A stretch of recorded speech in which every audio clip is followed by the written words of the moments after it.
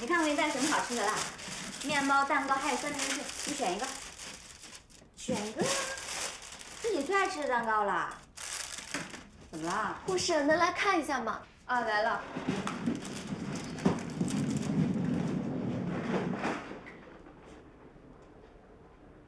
怎么了？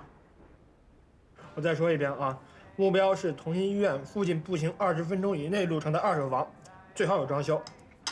好，就这么说定了啊！明天争取把你说的3套房全都看了。好嘞，好嘞，OK， 拜拜拜拜拜拜拜，哎。日理万机啊，你这是？是啊，好不容易有个休息时间，还不多看几套。你现在首付存的怎么样了？哪儿呀？同心医院什么地段？那房价，我就先随便看看，然后呢，再算算自己什么时候能把钱给存够。你说你这天天啊抠了吧唧，把钱省下来，就是为了这套房，对吧？当然，我的梦想就是要有一套属于自己的2手房，在同心医院附近，每天上下班步行，这样多好，又省钱又环保。那关键是，那这套房就你一个人住，那也不是个家呀，是吧？当然不是啊，我要跟我未来的老婆在里面住，而且还要在里面生孩子。那问题就来了，老婆呢？老婆在哪儿呢？都没影子是。这确实是一个悲伤的问题。哎呀，我现在不是在努力的相亲吗？谁都跟你似的，随随便便就跟家人妹妹在医院里搞出那么大眼。哎，这对你买啊？你这也太损了吧！我再给你一次机会，王医生，你刚才看到什么了？我刚才看到家人妹，她其实挺努力的，教家人挺好的。平常的时候你别老在医院里去说她。教家人，挺好的。你上啊，又没有人跟你抢。3天姐姐虽好啊，可她不是我的菜。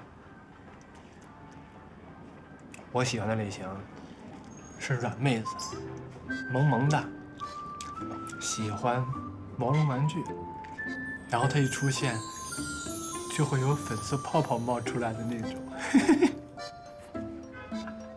王恒，有确定人选了是不是？有确定人选了，在这给我演呢，没有，我就是随便说说。是谁？真没有。你跟我说，我又不会跟别人说。哎呀，真的没有。你满足一下我的好奇心，可不可以？不是，你真没有。这对你买啊，你买。啊？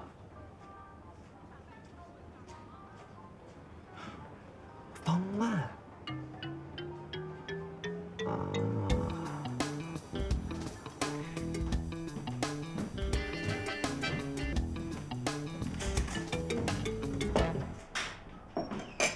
回来了，我照着你上次说的绿豆汤煮了一锅，要不给你盛一碗？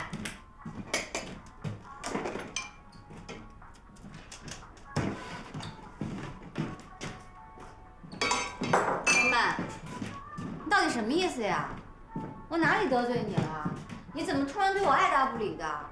我这个人不爱绕弯子，有什么事你能直说吗？你不爱绕弯子，那你为什么在我面前装？我装什么啦？你就是关系户，还跟我装傻装穷，我还真信了你了，像傻子一样被你哄，居然还给你猜谁是顾院长关系户，指不定那时候把我想成什么。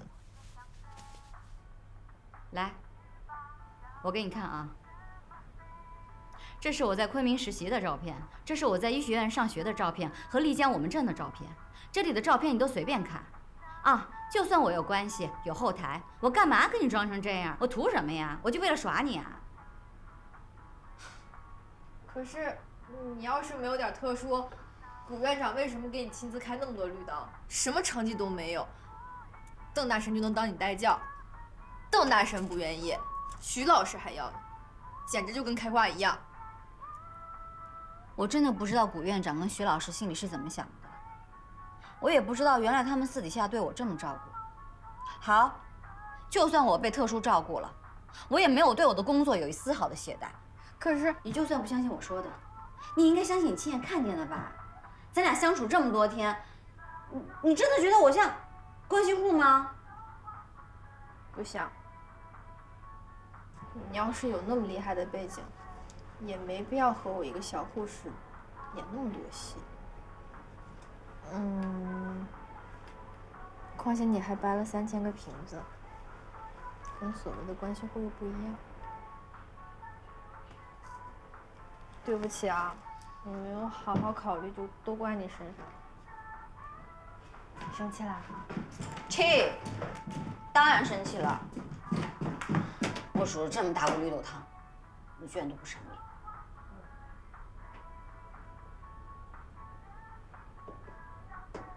好了，现在问题来了，我到底是哪门子关系户啊？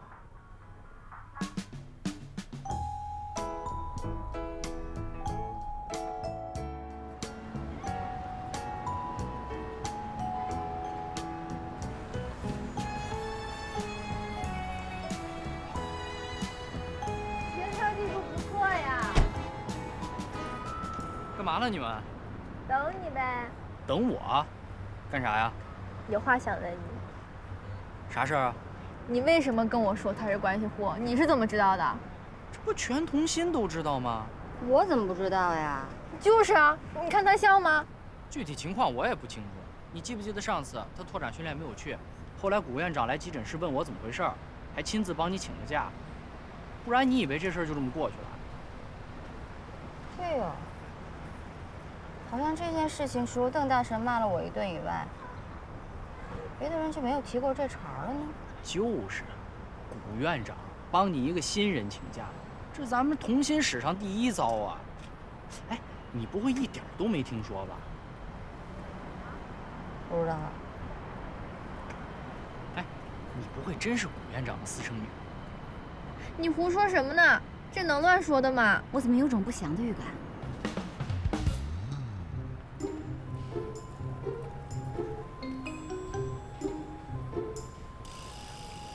哎，小娇啊，这是你第一次在同学做门诊吗？哦，不懂没关系啊，多学多看。好。那徐老师啊？啊？哎，算了，没事儿。哎，没事，有什么话想说的，现在就问吧。那个传言你应该听说过吧？就是说我是古院长的关系户。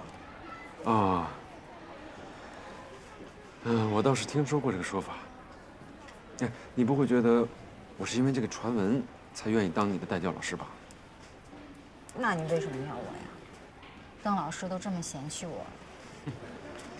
因为，因为我能从你身上看到许多别人没有的闪光点。哎，还是我主动跟古院长提出的要求呢，跟那个传闻没关系，别多想。谢谢徐老师。对不起啊，是我对我自己太没有自信了。别忘了，你可是大名鼎鼎的焦3000啊！门诊的病人都等着呢，快走吧。哎。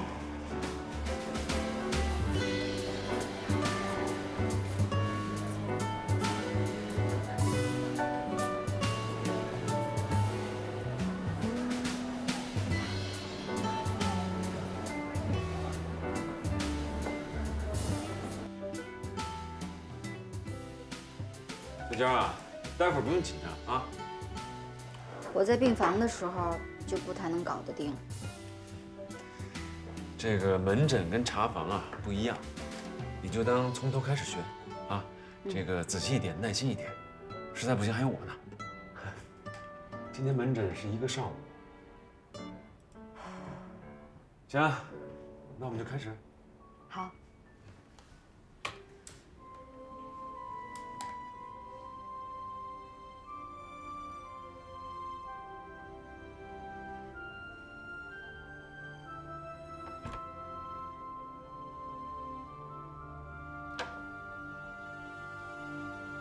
土豆西，土豆背，土豆西要背。可以回去啦。谢谢姐姐。不谢，回去记得吃药，知道吗？来，我们走了，麻烦您了。冰雪姐姐再见。再见。拜拜。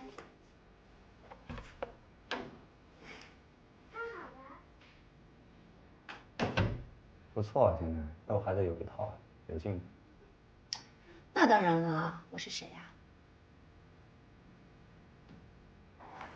呀？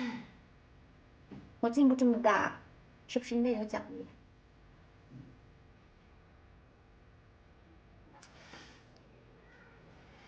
放心吧，昨天是跟你开玩笑呢，别太当真啊。说吧，想要什么奖励啊？想出道手术。就知道，给你准备好了。明天你主治的那个病人，腹壁肿瘤切除术。我不想做这种手术，我想更难的那种。想做2级手术啊？对啊。明年。好吧。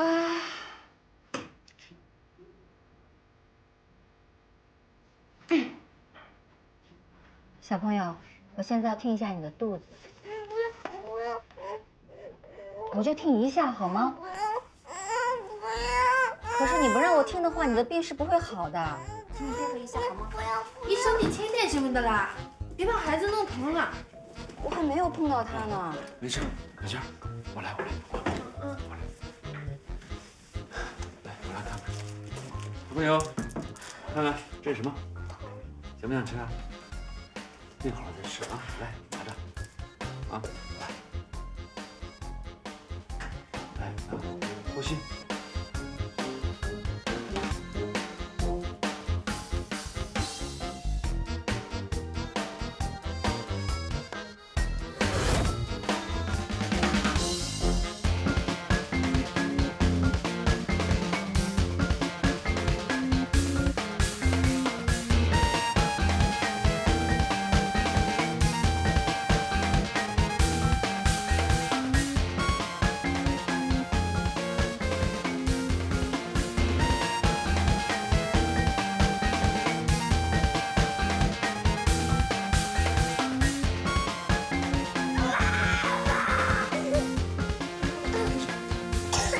好了，乖了啊，找去找妈妈，好不好？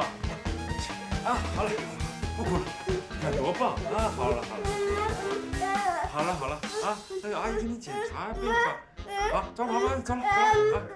开了3天的药，连吃3天就好了啊！来，这边好了，再见。再见。再见。再见啊！吃点药就没事了，乖。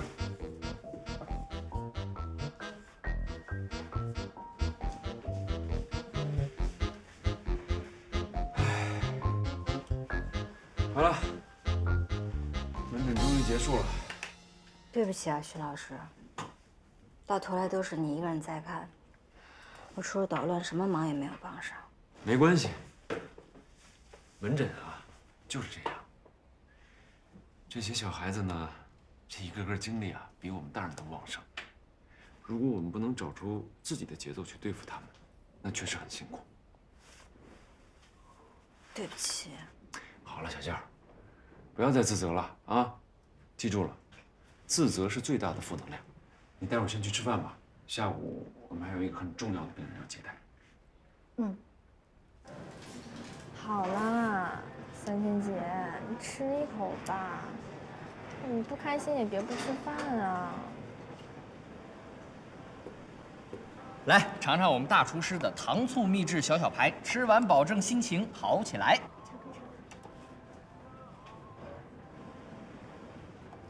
别想了，刚来的都这样，慢慢适应就好了啊。你在云南的时候不是做过门诊吗？那边不这样吗？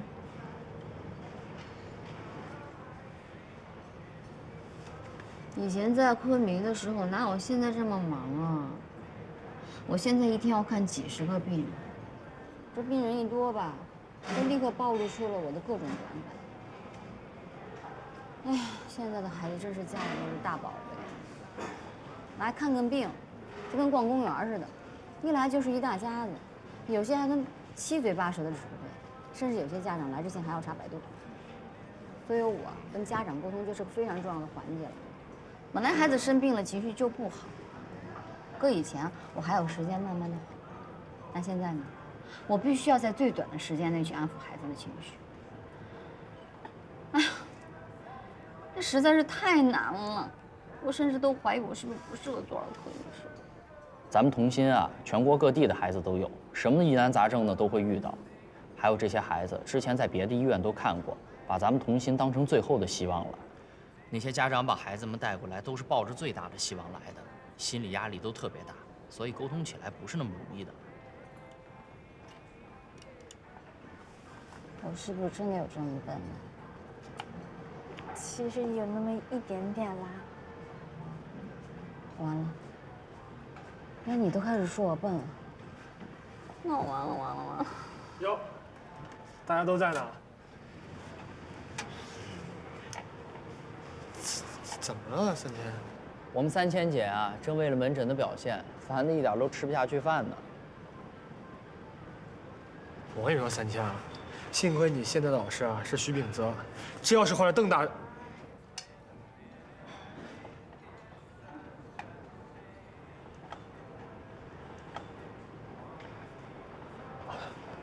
对了，曼曼，我有礼物送你。这么多啊！还有 KT 猫，你怎么攒的？你太大方了吧，谢谢。没事，回头啊我再攒点，到时候一并给你啊。我还有个病人，那我就先走了啊，好吗？拜拜。拜拜。哎，这么多年啊，没想到啊，我还是第一次听说 PICU 的抠王大方。什么呀？人家是真大方，你看这么多呢，你知道这东西多难攒吗？我觉得你俩这关系不简单呢。吃饭。哎，家人吃饭，吃。快吃一口吧。尝一口，尝一口。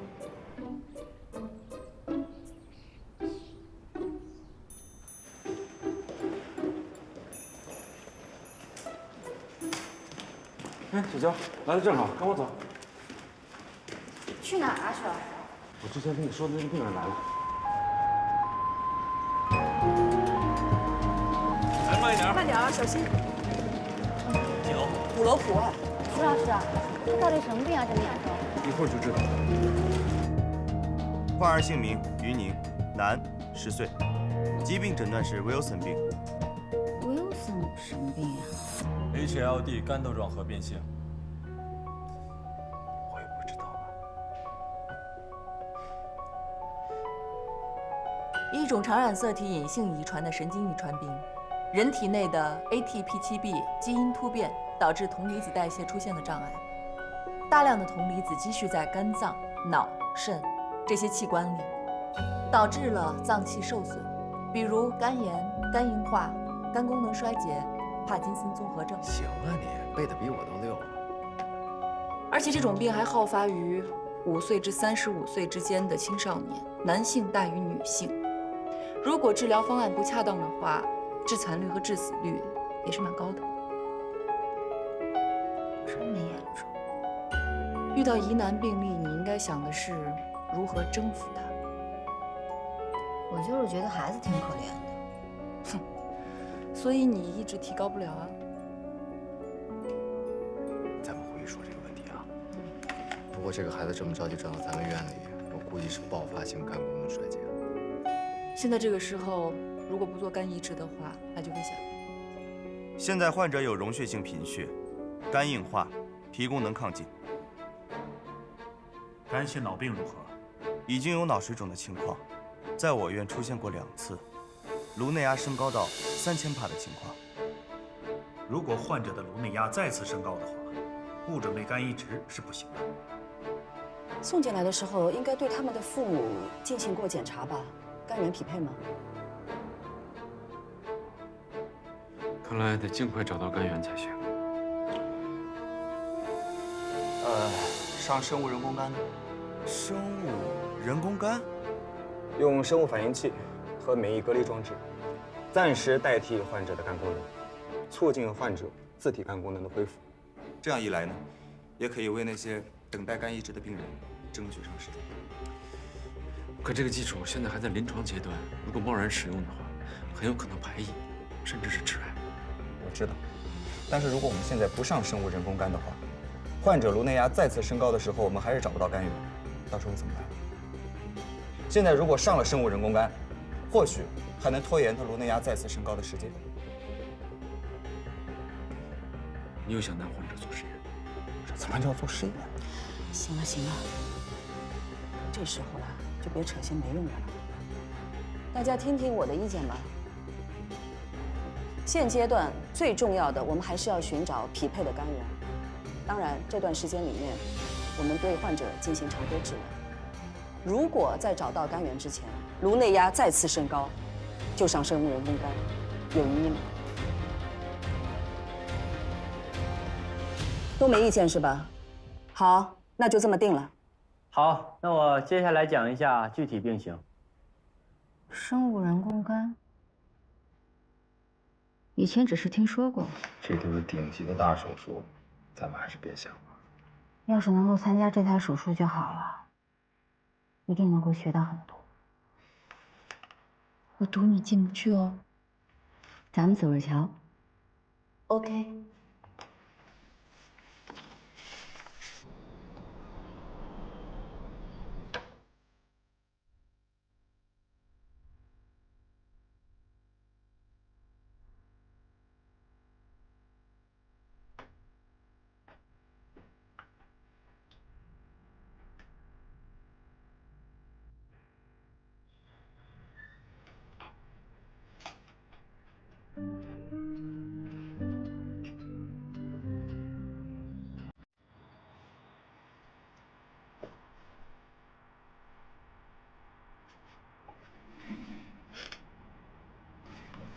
这么晚了，老公怎么还不睡觉啊？啊，睡不了，马上有大手术了。什么大手术？肝移植。我跟你说，永宁，如果能拿下这个手术，什么职位呀、工资啊、资历啊，反正都不是问题了。你这种话说那么多年了，天天见你做手术，没见你把钱涨上呢。不能光想着钱啊！哎，对了，这个给你。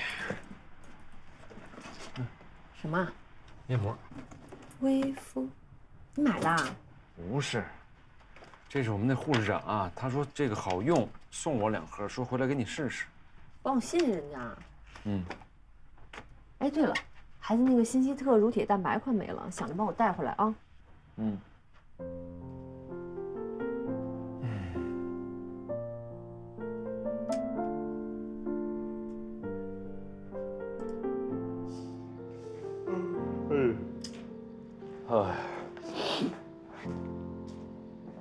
哎，娇娇还没睡呢。啊？嗯。哎呦，我跟你讲，今晚急诊都快炸了，全是人啊。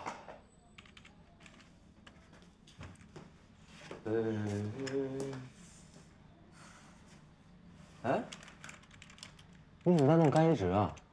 嗯，我一定要参加这次手术。那你加油，我相信你。嗯。哎呦，拿错了。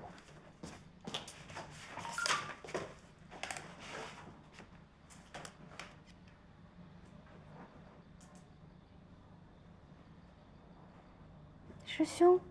啊？什么事啊？啊，没事儿。哦。哎，对了，你饿吗？我正好我想去弄点饭，你想吃点啥？不用了，火锅面。谢谢啊。不客气。家人，在上海还好吗？生活上习惯吗？工作怎么样？哪你想那么容易啊？这里跟我们老家差别太大。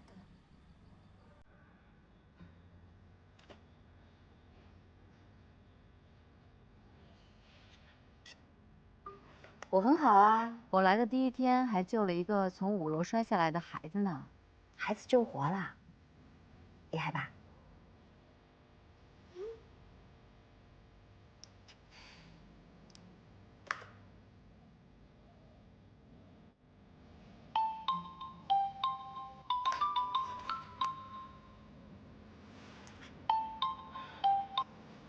喂，家人。你怎么把电话打过来了？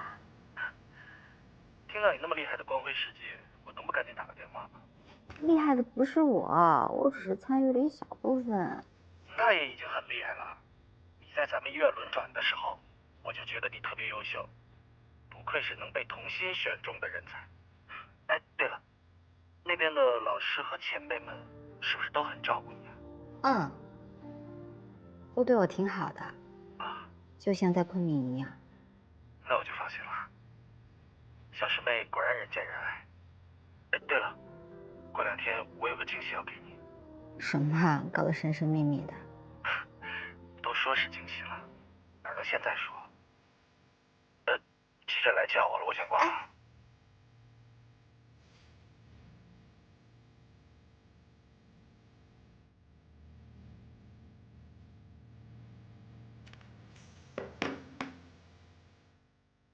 师兄手给我惊喜，该不是要对我表白吧？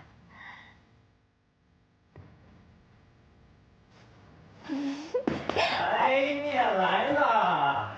嗯。哎，来，师妹，先不玩这个了啊。哎，刚刚男朋友啊？啊？不是，不是。哦，不是就好。那你慢慢吃，我先去趟刘关。嗯，加油！妹妹。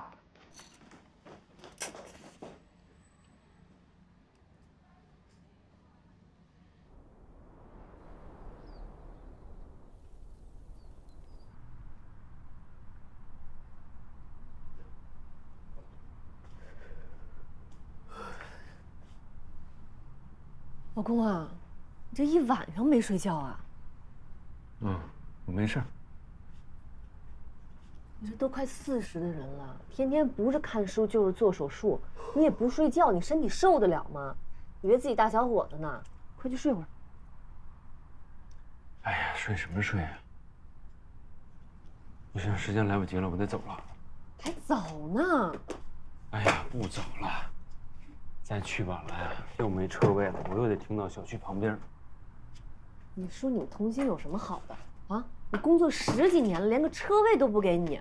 快了，再有2个月我就满15年了，到时候就有自己的停车位了。走了。啊？哎，你等会儿，我给你拿个面包。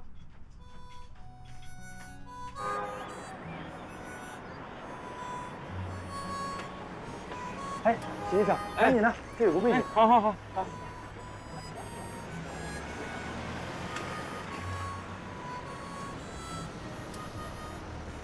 来，倒。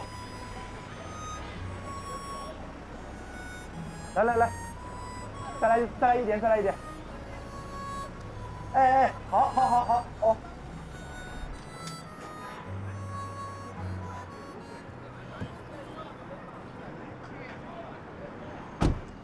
谢谢啊，小何。哎，没事，徐医生。如果我没记错的话，您还有2个月就有专属车位了吧？你记性不错呀。那是，就怕到时候您习惯成自然，还来这里找车位。怎么会呢？行，你忙着啊，我走了。还差2个月，就是整整15年了。在这14年零10个月里，徐秉泽一直是童心任劳任怨的许医生，是古老师的好学生，是邓子昂的好师哥，是所有人的好同事。哎，坐吧。现在，他还是焦家人的好师傅。在这么多身份之下，他逐渐失去了自我。或许只有他知道，他太需要一个机会能证明自己了，太想让所有人明白，自己除了这一份兢兢业业，还有高超的医术，还有在医学上的追求和理想。而眼前的这台肝移植手术，可能是他最好的机会。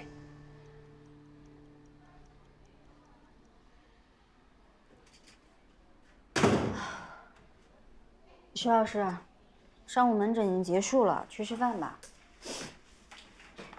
好，你先去吧，我待会儿就过去。嗯，那我去了。先去吧。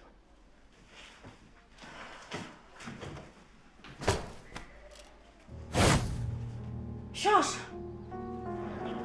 哎，你说你又坑我双鞋，你什么时候能把鞋钱给我？我什么时候坑你双鞋了啊？我这刚……哎，别跑这么快，你刚吃完饭，小心肚子不舒服。哎，我这还没吃呢。哎，我到了餐厅才发现我员工卡忘带了，我得给赵餐健带饭呢。不跟你说了。哎，这样，用我的卡吧。啊，谢谢啊，省得我再跑一趟了。我就说你最大方了吗？哎，妹子，是不是不太懂规矩啊？用我们扣王的卡，待会儿花多少得转到手机上。啊，是不是要给娇娇买饭啊？用我的，用我的。怎么哪都有你啊？1顿饭而已，拿去随便刷。不是什么，现在就1顿饭而已，你怎么不随便请我？哎，我说你最近是不是皮痒啊？你信不信我让邓子昂在你身上抽2刀？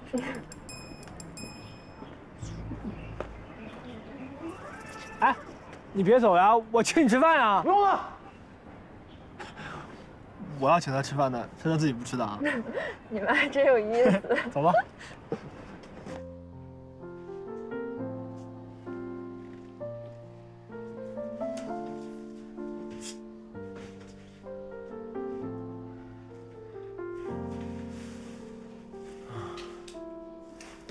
徐老师，小娇，你没事吧？没事，没事。这些东西哪儿来的？我找外面护士借的。他们不知道我晕倒了吧？我借了东西就回来了，还没来得及说呢。来，你吃颗糖。咱就吃颗糖。不用了，没事。把眼镜递回去。哦。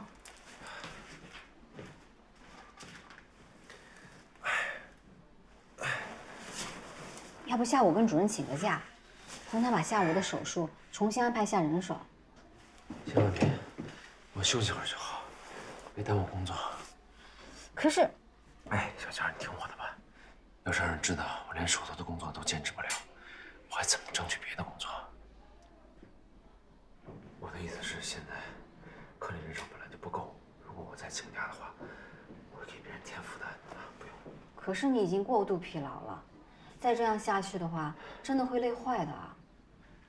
我是医生，我心里有数啊。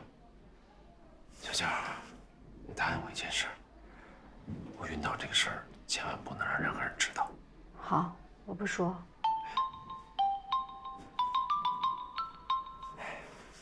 喂。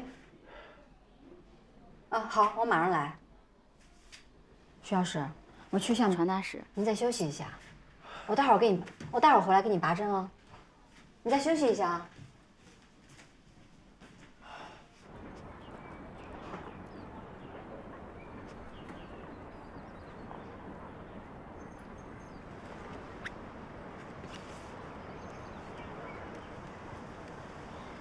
师兄，快递收到了，我现在准备把它打开喽。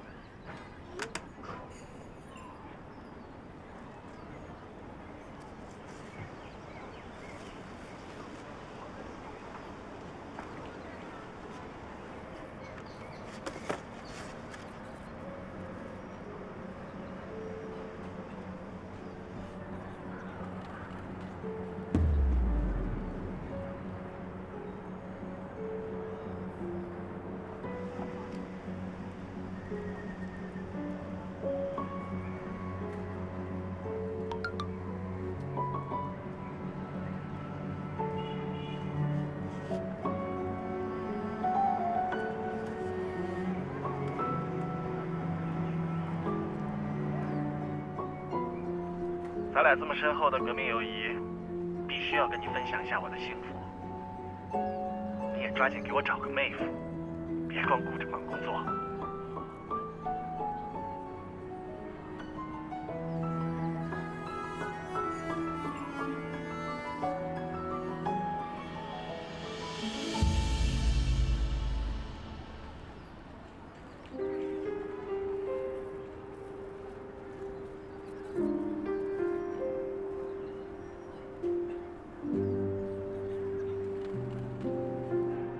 我知道，你一定会觉得我无情无义，但是，我这么对你是有我的理由的，请你理解我，好吗？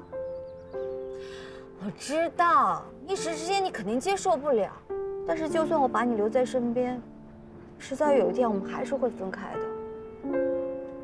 就像现在的我一样，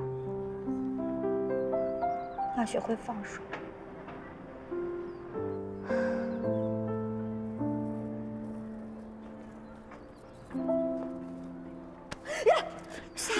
了，干嘛呀？我还想问你干嘛呢，嘀嘀咕咕的。我扔垃圾呀，还能干嘛？这不是你那宝贝仙人掌吗？你干嘛扔了呀？谁宝贝它了？怎么了？出什么事儿了？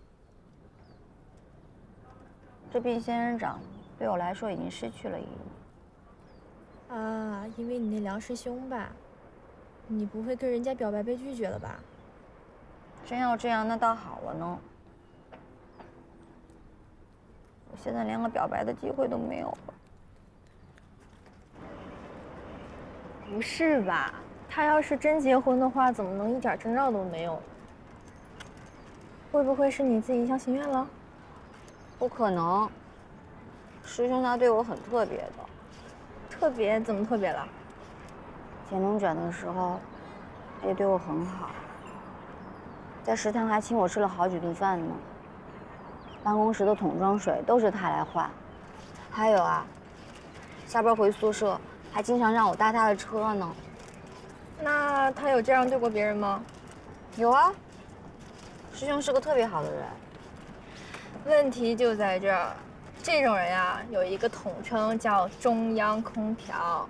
你以为他只暖你一个，其实啊，他春风入暖送万家。当然，我没有诋毁你师哥的意思啊。你说的对，看来是我自作多情。他要是真喜欢我的话，就不会送我这样一盆特别的花了。好啦，没关系，不还有我陪你呢吗？你看，这个长得像不像你？虽然没有光芒，但是也很灿烂呀。他长得这么难看，一点都不像我。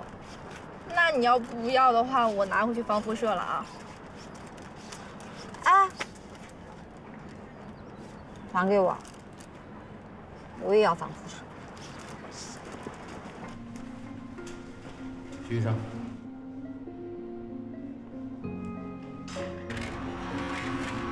徐老师，你再休息一会儿吧，等码好了我叫你。没事，已经好多了。别的医生麻醉的时候都不用盯着他，你好细心哦。习惯了。你还记得这孩子吗？当然记得了。陆正宇的病呢，可能是阑尾炎引发的腹膜炎。你确定那小姑娘没看错？这个你放心，我非常确定。真的不是肠胃炎吗？不就是肚子疼，有点发烧吗？小雨的症状已经是阑尾炎的症状了，你应该早点带她来看医生。我这也是怕耽误了孩子学习嘛。我现在给你注射止疼药，一会儿就好了。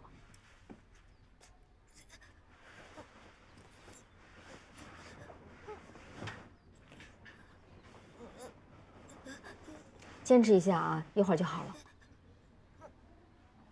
医生啊，这个阑尾炎也不是很严重的，是吧？一般早期的阑尾炎呢并不严重，但是小雨错过了最佳治疗期，而且已经穿孔了，并且导致了腹膜炎，所以呢必须在恶化前尽快手术。还要手术，这么严重呢？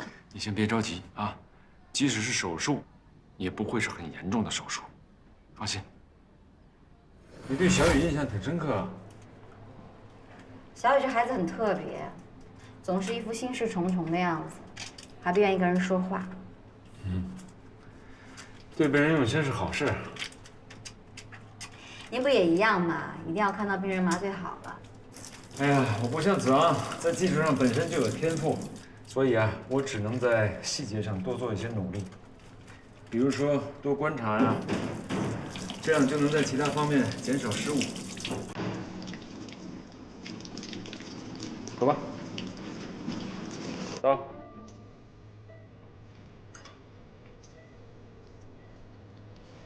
信。钳子。剪刀。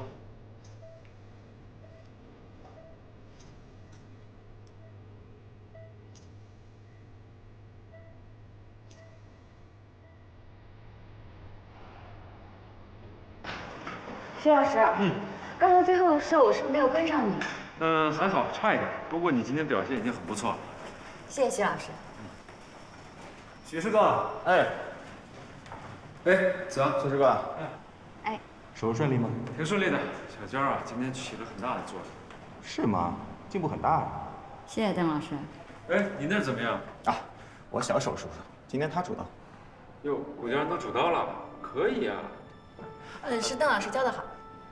厉害厉害啊！哎，师哥，那我后面还有手术。哎，你快去忙吧。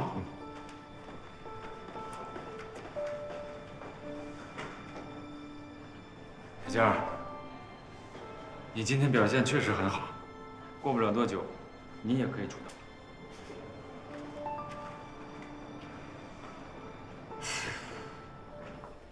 还想着刚才那台手术呢？当然了，能做出连邓大神都认可的手术，当然高兴了。再说了，我还可以告诉一下那个焦家人，什么才是童心父爱的水平。你呀，你真是变了，变得更优秀了。变得更幼稚了。你也不看看你什么基础，他什么基础啊？他从外地刚来，水土还没服呢。你根红苗正的，论学历、论资历都碾压人家，能不能把目标放得高一点？对呀，我干嘛拿自己跟他比呀？不过邓大神，有件事儿不知道你介不介意？嗯，你说。从今以后，我就拿你当我的超越目标了。别怪我野心大，只要你掉以轻心，我随时随地碾压你。那得看你有没有这个本事。那必须有呀。瘦瘦爸爸，哎，来看瘦瘦啊？哎，对。正好，我现在过去，走吧。哎，瘦瘦妈在里头吗？这个时间应该在吧？那我还是等会儿再去吧。怎么啦？又吵架啦？不，没。我跟他说好了，我们一起照顾说说，但我们公司实在是太忙了，这不老板死活不肯放人。那怎么办？不过现在没关系了，反正我被炒鱿鱼了。啊，这也太不近人情了吧？哎，你千万别跟我老婆说啊，我这还说要自己救孩子养老婆呢，这要是让他们知道我没工作了，那不是雪上加霜啊！反正啊，我们公司这把我一吵，我都不知道怎么跟他们说。每天反正到了上班的点儿吧，我就出门转悠转悠。今天转来转去的，就转到这儿来了。你也别太担心了，总会有办法的。谢谢焦医生。哎，咱说好了，千万别跟我老婆说啊。嗯，好，我不说。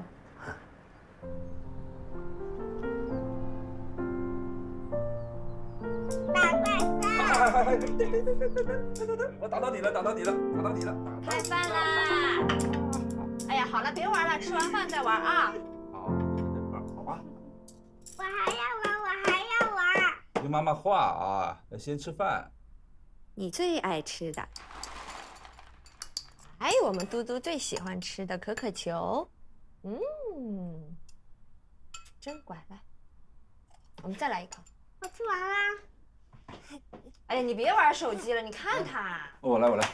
哎，这样摔倒了，看看。哎呦！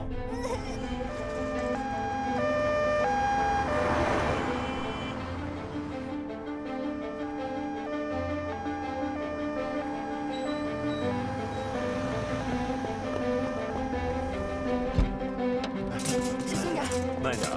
给我。喂，我来办公室。哎，谷家人还在吧？让他过来急诊手术。他已经走了。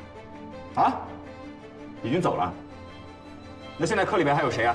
有谁就让谁过来。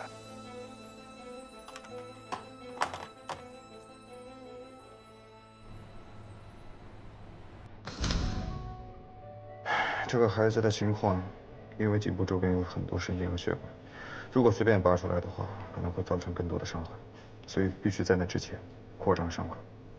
而且因为筷子刺入了脖子，损伤了颈走动脉，所以送进手术室前，在导管室通过造影介入放置了气囊，阻断了一侧总颈动脉的血流，依靠着另一侧的血流供给脑部血液。报告。所以我们就可以安心的取出异物了。不，阻断一侧总颈动脉并不能太久，所以我们现在必须要足够的苦。为什么？你先不要停，待会儿我们就知道了。神经多一次。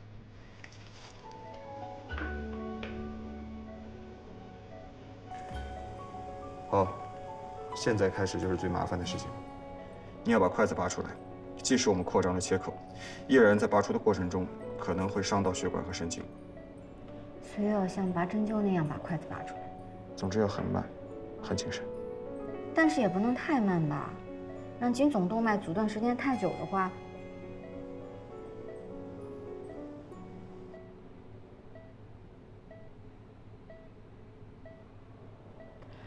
好，我知道了。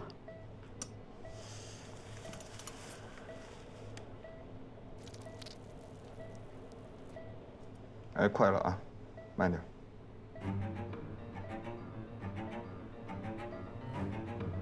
还是快。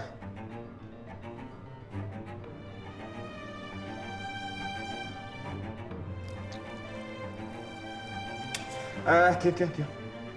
刘英，你上来，帮我拉钩，我来拔。我来拔。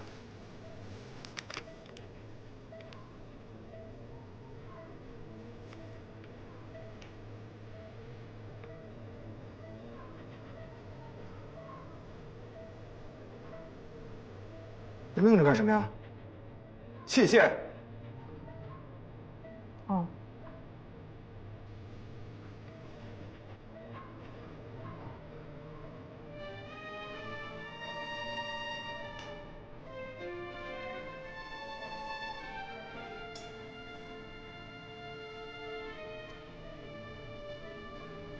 对，好。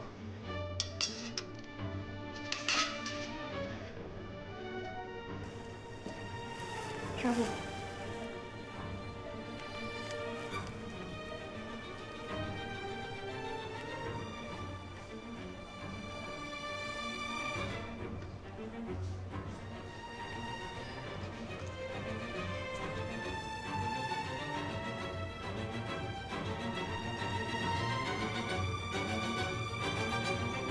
闺女，你过来一下。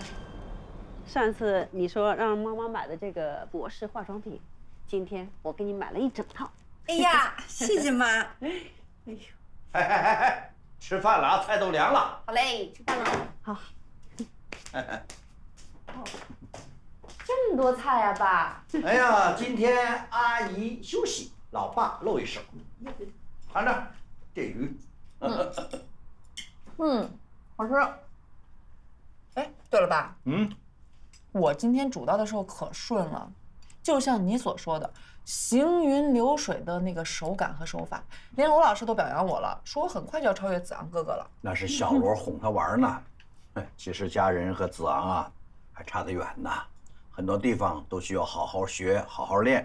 你这个人真没劲，人家小罗都知道哄我们家女儿高兴，你这个当亲爹的就会泼冷水。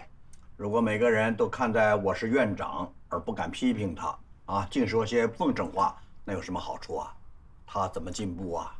我们家女儿前途无量啊，不是你这个小小的院长可以比得上的。宝贝儿，临床呢，你经历经历就行了。咱们的目标是要当大领导，走到哪儿我都要当最好的，临床也是有挑战的。哎，这才是我的好女儿。哎，我说你怎么吃饭都堵不上你的嘴啊老佛爷赏的红烧肉哎，好吃，来，红烧肉。公主也赏了一块。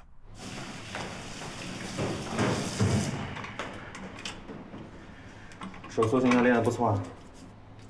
你就别再挖苦我了。好好练练基本功。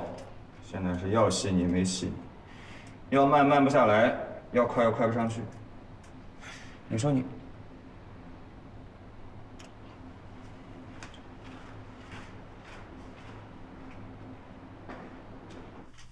哎，宝贝儿，子昂教你教的怎么样啊？当然好了，整个同心医院你还能找到谁比子昂哥哥更好啊？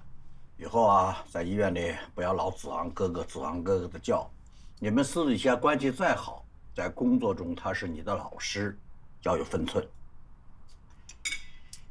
知道了。哎呀，不就是一个称呼吗？他们俩从小一块长大，你干嘛搞得这么生分？再说了，子昂这个孩子吧，我一直都很喜欢，只有他才配得起我们家的宝贝女儿。子昂只是他的代教。你在美国不是有男朋友吗？那个 ABC 算什么呀？啊，论人品、论相貌、论才华的话，他哪一点比得上子昂啊？我跟你说，你对人小伙子了解多少啊？是吧？你行了，你别说了，他不就是一个黄皮肤吗？外表看起来是这样，实际上那就叫外国人，你懂不懂啊？我跟你说啊，子昂这个孩子，我就是喜欢。你要是想把咱们的闺女嫁到国外去，我是不乐意的啊。没错。女儿吃。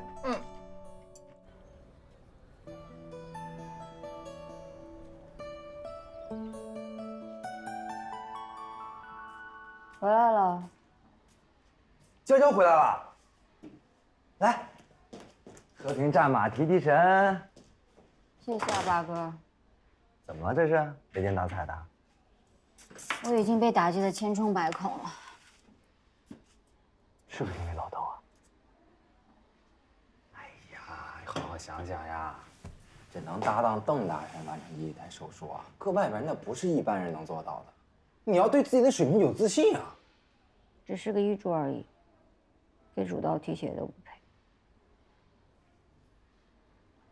对不起啊，我不是在说你，我在说我自己。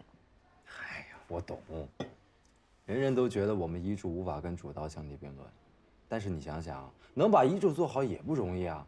就算是邓子昂那种级别大神，做起手术来不也是离不开我们医助吗？对吧？我知道。红花还需绿叶衬，可是我说焦家人同志，你得振作起来，知道吗？你得给老许争口气啊！啊，你是老许的学生吧？学生就直接代表着带教老师的实力。本来老邓就有赶超老许的趋势，你这个学生要是再掉链子的话，那丢的可是老许的脸呀！就算你不为老许考虑，我明白了。啊，你说的对。谢了。来，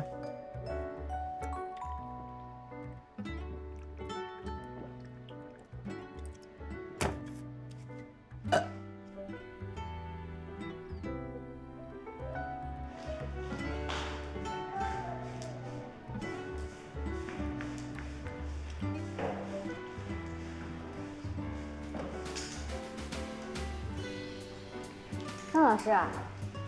玩什么呢？哎，你会玩这个游戏吗？要不然你陪他们玩一会儿。哎呀！我说你来的真不是时候。怎么了？我不是故意的。你自己惹出来的啊！你自己解决吧。那你看我这里我这里有糖，对补偿，给你2颗糖好不好？赔我一条命。赔一条命。好了，没那么严重啊，不赔命啊。还记得哥哥跟你们说过什么吗？男人应该对女人有风度。那我们现在应该怎么做呢？对不起。没关系。可以了，我们不玩游戏了啊，下一次再玩。排好队。队长在哪里？好，起步走。1、2、1，1、2、1，1、2、1，1、2、1。天哪，邓老师，你也太厉害了吧！你是怎么做到的呀？哎，羡慕嫉妒恨了吧？我知道我在很多地方还有很多的不足，但是人总是要一步一步提高才能进步的嘛。你可不可以教教我呀？给你一个好机会，让你提高，给你一次这个跟家长密切联系的那么一个机会，好不好？什么机会？你知道我们医院旁边有一个小水滴幼儿园吗？哦。你去那里做志愿者。志愿者？太好了，明天我轮休，正好可以去。到了那里找他们罗院长，说是我介绍过去的。明天我一定去。哎，对了，谢谢啊。你这反射弧还挺奇怪的。我是为了硕硕，要不是你，可能他就醒不过来了。硕硕这孩子是他自己坚强。对了，他父母现在情绪状况好点了吧？他妈妈应该没事了吧？但是他爸爸不太好。他爸又怎么了？被公司辞退了，又不敢跟家里人说。我先走了。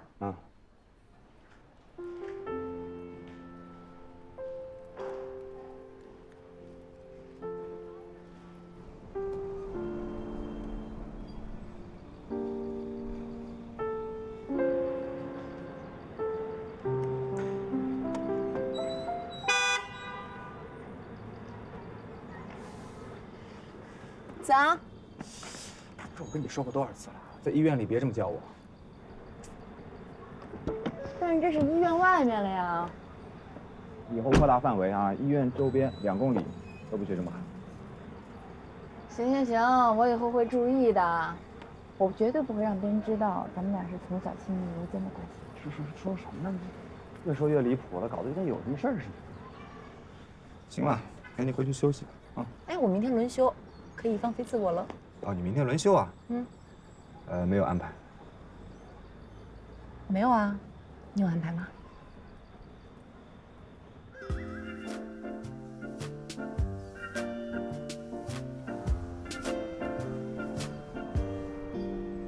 小朋友们，今天我们学一个洗手操，好不好？伸出你们的小手手，挽起小袖口，打开水龙头，伸出小手手，洗手心，洗手背，搓搓手指头，冲一下，呀，肥皂泡泡不见了！你就这么演，小朋友特别喜欢。你确定我要这么说吗？确定啊，我们幼儿园老师就是这么教的。哦，真是教育不慎。那我先走了啊。加油啊！你就是我心中最美丽、最漂亮的志愿小姐姐，奋斗，加油，努力！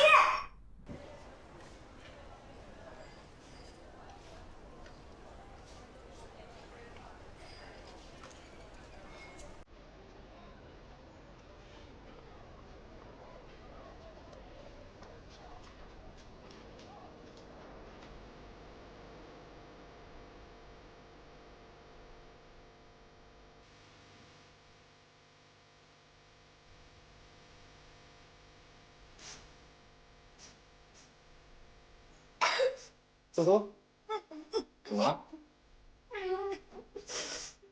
爸爸妈妈呢？别哭了啊！不哭了，乖。爸爸妈妈去哪儿啊？好了，哎呦，叔叔这里有糖，好不好？你吃颗糖好不好？小心心的糖。好了，马上就回家了，我们很快就回家了，好不好？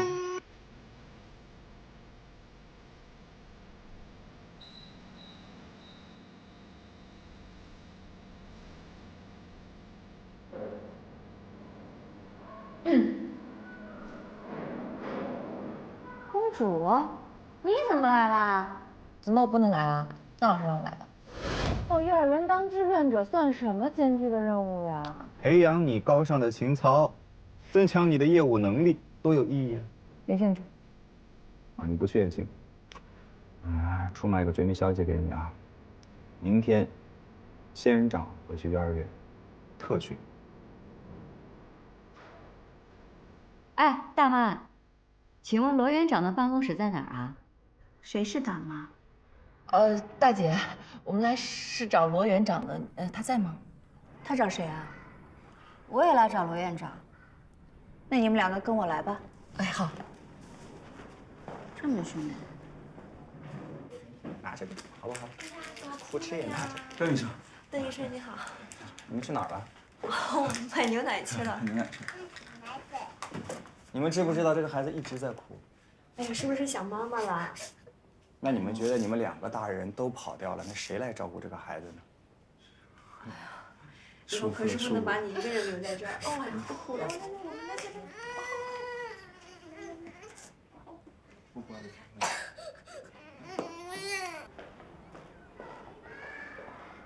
不好意思，大姐，我想问一下，这个罗园长现在到底在哪儿啊？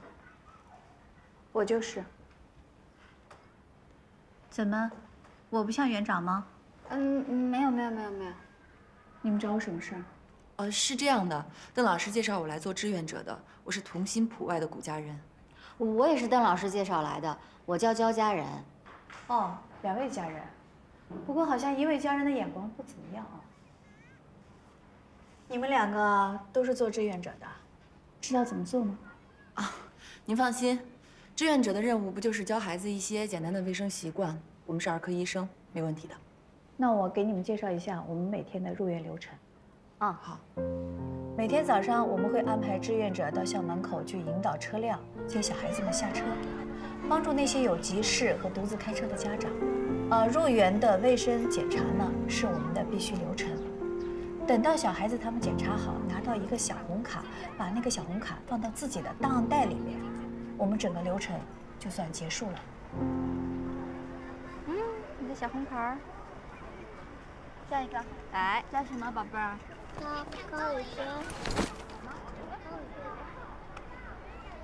没事吧？疼不疼？不疼。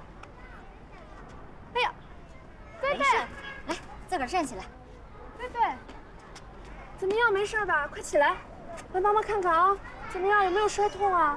没事儿。膝盖怎么样？都有点红了呀。你这个人怎么这样啊？你就站在这儿看我儿子摔倒，怎么都不过来扶一下呀？宝宝妈妈，您误会了，我刚才第一时间就过来了，我看到宝宝没受伤，所以呢，我鼓励他自己站起来。你没听到他说很疼吗？他膝盖都摔红了。我们是男子汉，自己摔倒了可以自己起来的，对吗？他才5岁啊，你知道吗？你真是站在这儿说话不腰疼，感情摔的不是你家孩子是吧？我不是这个意思。那你什么意思呀？罗园长，你过来一下。哦，菲菲妈妈。哎呦，你们这位志愿者看到我儿子摔倒，连扶都不扶一下。我今天这是看见了，我这要是没看见呢，都指不定多少次摔倒没扶了。不是的，罗园长。行了，别说了。菲菲妈妈，这件事情怪我们处理不妥当，我向你赔礼道歉。以后我们工作上一定注意更加细致。您不用跟我道歉呀，就是这个小姑娘说话实在是太不好听了。行吧，我就说这么多啊。不过你们这一次的处理方式还算正确，没有把那筷子贸然拔出来，否则的话会很危险。因为那根筷子如果是插到他的大动脉的话，一旦拔出来以后就会引起大出血，到时候即使送来医院，可能我们也没得救。邓医生，能不能再给我们普及一下，就是外伤怎么个处理方法？如果是小孩平时只是一点擦伤的话，你们看如果伤口很浅不深的话，就拿酒精碘伏擦一下，用纱布包裹一下，基本上就没事了。但是如果你们发现伤口比较深，如果像小嘴巴一样的，张口的那个形状，你们就记得包裹好以后马上送到医院来，可能我们就要考虑给他缝针了。哎，那烫伤呢？烫伤处呢，用冷水，流动的冷水，冲15到20分钟。如果孩子呢是穿着衣服烫伤的，先把衣服剪开，再把衣服慢慢的、缓缓的推下。如果旁边有便利店可以买到冰块的话，买一点冰块回来，在烫伤处冷敷一下。但是你们切记，千万不要用老办法，什么牙膏啊、酱油啊抹他的伤口，千万不要。是。那个邓医生，我想问一下，扭伤是不是不能热敷啊？因为上次我儿子踢足球不小心把脚崴了，然后给他热敷一下，结果第2天疼得站不起来了又。扭伤不是说不可以热敷啊，不能立即热敷，先冷敷，这样可以起到消肿止痛的效果。在24小时之后，然后才开始进行热敷。这样啊，对了，我们同心医院印了一批小册子，就是为了普及各位家长的，就在前台，你们可以去领，好吧？行。这2个姑娘来普外也有段日子了，你觉得怎么样啊？您是要听实话呢，还是要我说说客套话？我要是想听客套话，我就找老许了。说实话。那你就是在逼着我骂人呗？看来你对他们2个评价不高啊。哎，怎么说呢？新人嘛，总有这里或者那里的不足，也没法高。这也都正常。哎，对，我估计现在啊，这2个家人这被幼儿园那些孩子折磨得够呛。你把衣服留下，走吧。园长，刚才真的是误会，没什么误会。我刚才第一时间过去看孩子了，地面很干净，孩子没有受伤。我鼓励他自己站起来，我觉得我做的没有错。你怎么不理解啊？鼓励孩子摔倒了自己爬起来，这是没有错的呀。那我错哪儿了呀？你对家长的态度，刚才那个地方不是你跟家长去讲道理的场合，只会妨碍我们入园的工作。对不起啊。没什么，你把衣服留下来，走吧。园长，我还有事儿。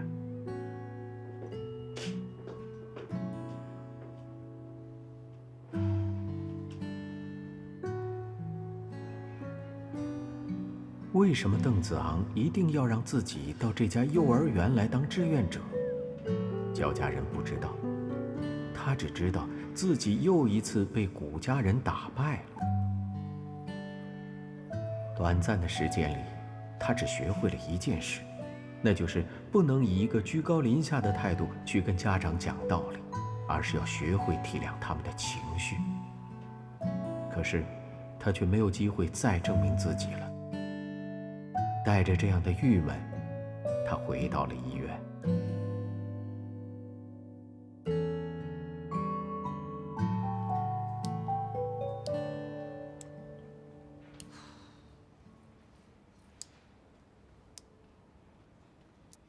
你玩自己的手指已经玩了3分钟了，都没看过我一眼。你就这么讨厌我呀？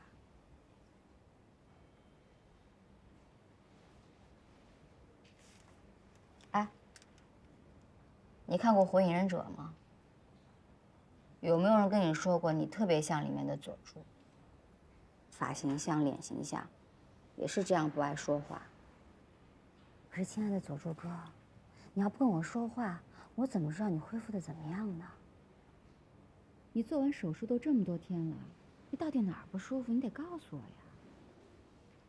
你不跟我说话，我就没有办法判断你的恢复期。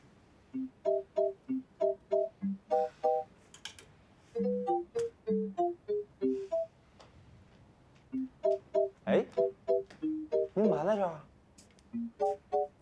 我交流病情呢。哦，还蛮有效果的啊。走吧，科会。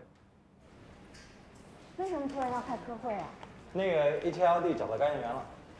HLD 就是要肝移植那个。真的？那孩子有救了。这么大的手术，我好想参加呀！哎，你这么优秀，肯定能参加的。肝源这么快就找到了？肝源在合肥，这距离也不近啊。那不如把孩子送回以前的地方做手术，这样距离还能近一点。肝移植是规格很高的手术，只有经过卫健委批准的医院才能做这个手术，他们那边没有资质。能这么快匹配到肝源，真是太走运了。而且还是个孩子的肝源，不容易。但是有一点，这个捐献者比我们的小病人大5岁，所以呢，我打算进行披离式肝移植。哎，这是个邓大神啊！上次那个高空坠落上埃克茂那个孩子，切除肝损失。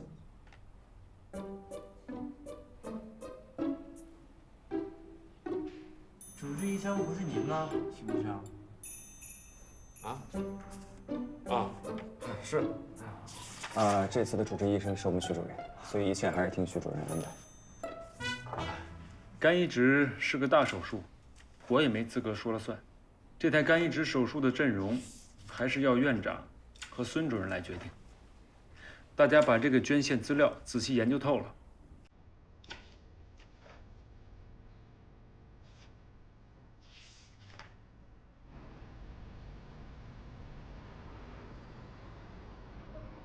任务完成。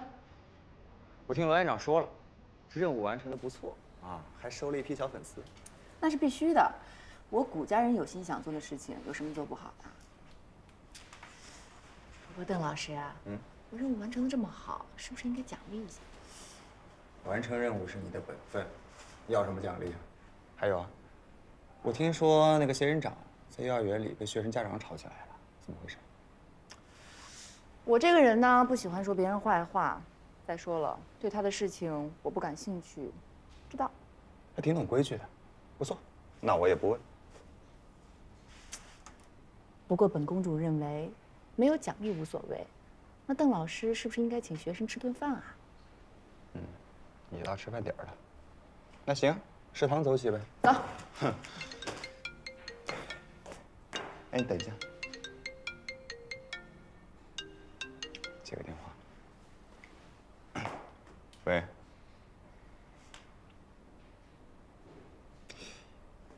现在吗？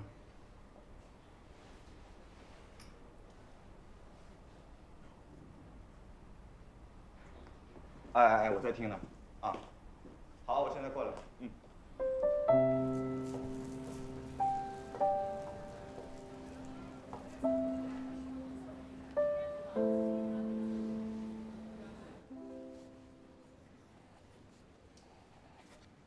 柱哥，干什么呢？怎么没吃饭呀？啊？不饿呀？我跟你说啊，现在的小姑娘可不喜欢太瘦的男生，会觉得没有安全感的。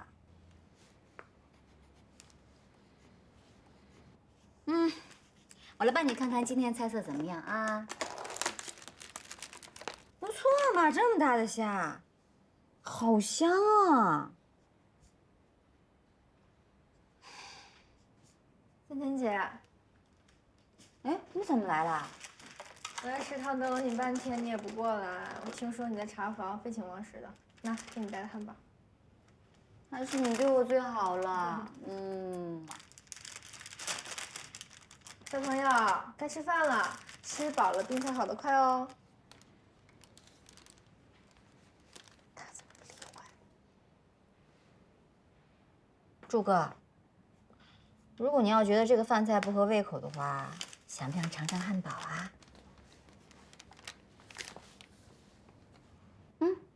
那今天我跟你交换好不好？我把这个汉堡放在这里了啊。正好呢，我有点事儿要出去，我一会儿再回来吃啊。我走了啊。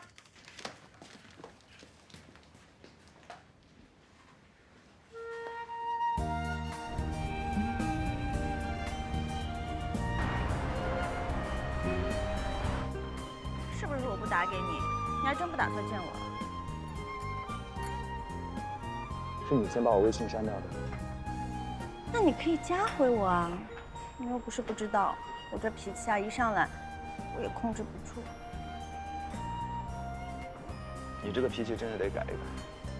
我知道，我现在真的在改，我是真的很爱你的。你再给我一次机会好不好？你说了你会改啊？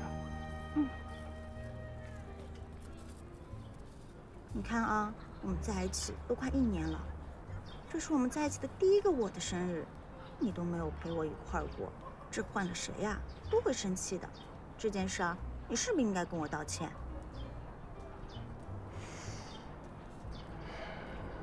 对不起。那你是不是可以答应我，以后我们在一起的每一个纪念日、我的生日、一些节假日，你都可以陪在我身边？不可以。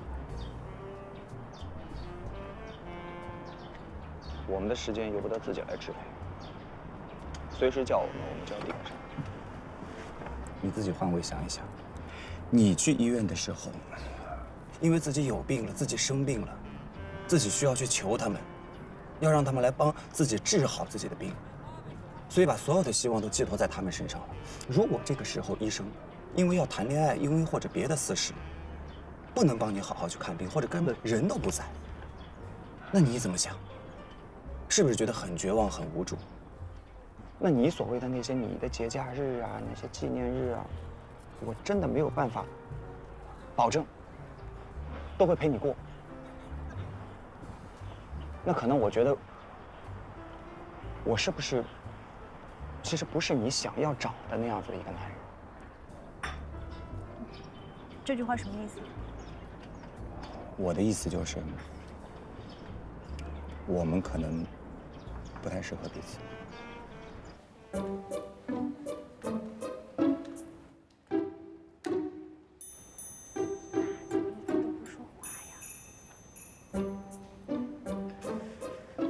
他就是不爱说话。从我认识他的那天起，就没有听他说过一句话，跟他妈妈都不讲，跟他妈都不说，那是不是性格有问题啊？可能吧。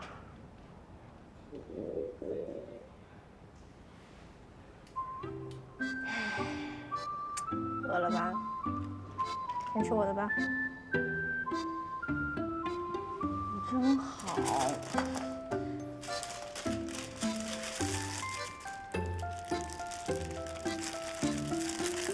但是我要吃你的，你怎么办？我那儿还有很多吃的呢。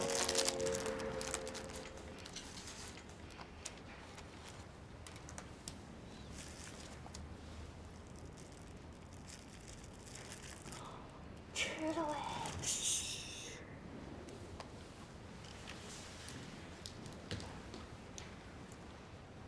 等他吃完了再进去。为什么？小朋友也上面子，要是尊严的好吧？有道理。偷点儿的，赶紧走吧。你要是不够吃，找我啊。拜拜。我的话你回去想一下，你不用着急现在回答我，好吗？我们都给彼此一段时间冷静一下，想一想，对方到底适不适合我们。OK。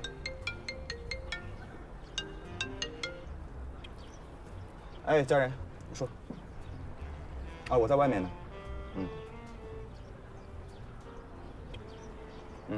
嗨，跟我开什么玩笑？现在不是开玩笑的时候，有事说事。啊。OK， 我知道了，行，我马上回来。好。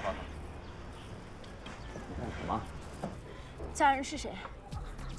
我就问你家人是谁？我同事，他叫家人。这是你的同事吗？啊？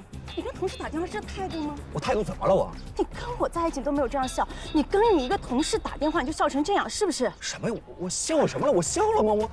我这真奇怪了，真的是医院找我，病人在找我，好吗？病人找你还是家人找你？邓子昂，你把话给我说清楚了。行，你给我控制啊！有什么我们晚点再说，好吗？我现在真的要去医院了。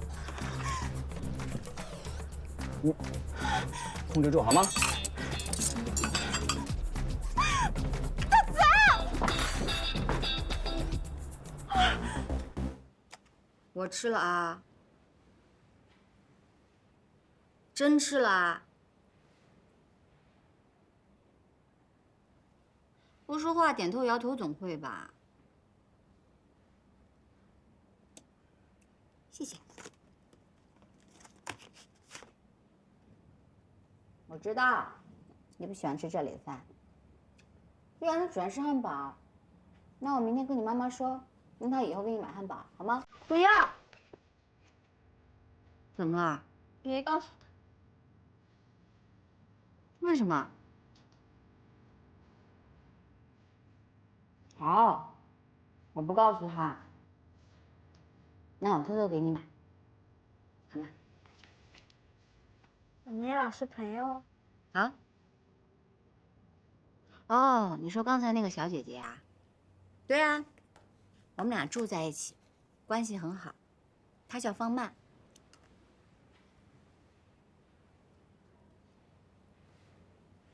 哦，我和方曼都不会告诉你妈妈的，放心吧。